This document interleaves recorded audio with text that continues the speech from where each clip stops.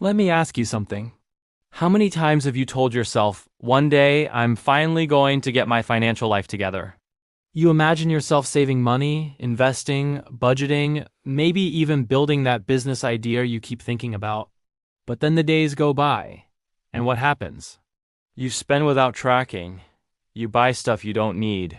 You say you'll start tomorrow. And suddenly a whole month has passed. If this sounds familiar, don't worry. You're not the only one. Most people don't struggle because they dumb with money. They struggle because nobody ever taught them how to build a daily financial routine. But here's the good news. Once you master that routine, everything changes. You feel more in control, more confident, and you actually start seeing your money grow instead of disappear. So in this video, I'm going to give you a simple, realistic, daily money routine that anyone can follow, even if you've never saved a dollar in your life. Stick with me until the end, because I'll also tell you the psychology behind money habits and how wealthy people think differently.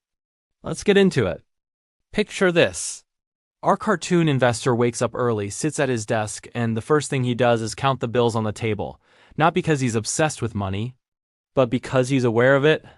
See, most people are afraid to look at their finances. They avoid the bank app, avoid checking balances, avoid facing reality. But wealthy people, they look. They measure. They track. So every morning, spend 3 minutes checking your numbers. Your expenses, your income, your goals. Because if you don't measure money, money controls you. If you do measure it, you control it.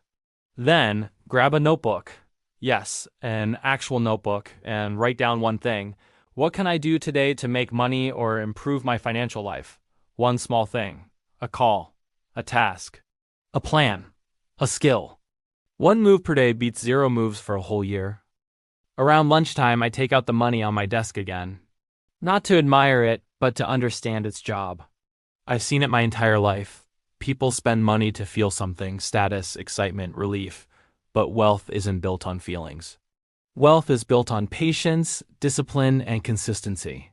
Before you spend, ask yourself, is this dollar coming back to me, or is it leaving forever?